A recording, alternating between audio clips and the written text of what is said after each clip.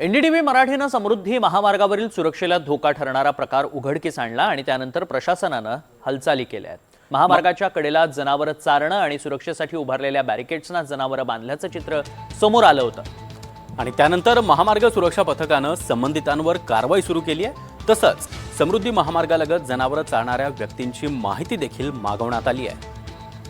NDTV मराठीच्या बातमीची दखल घेत प्रशासनानं तातडीनं पावलं उचलल्यानं समृद्धी महामार्गाच्या सुरक्षेचा मुद्दा पुन्हा एकदा चर्चेत आलाय।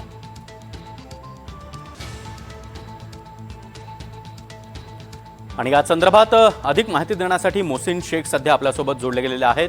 मोहसिन, समृद्धीवरील अडथळ्यांचा मुद्दा आपण सातत्यानं उचललेला होता आणि त्याचाच कुठेतरी परिणाम आता पाहायला मिळतोय।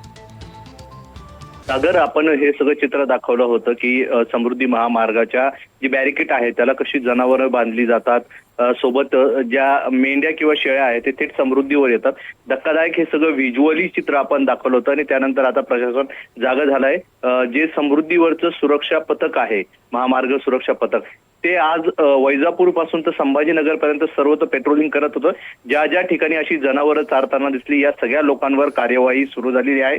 त्या लोकांची नावं, नंबर ही सगळी घेण्यात आलेली आहे आणि या सगळ्या लोकांवर कारवाई देखील करण्यात येत आहे। त्यामुळे एकंदरीत पुन्हा एकदा एनडीटीव्ही मराठीच्या बातमीचा इम्पॅक्ट आपल्याला पाहायला मिळतोय। यापूर्वी देखील आपण समृद्धीवर कशा पद्धतीने दारू विकली जात होती हे समोर आणलं होतं, त्यानंतर देखील कारवाई झाल्याचं आपल्याला चित्र पाहायला मिळतं आणि आता पुन्हा एकदा या समृद्धीची आपण बातमी दाखवली आणि त्यानंतर तात्काळ इम्पॅक्ट आपल्याला पाहायला मिळतोय। सांगा।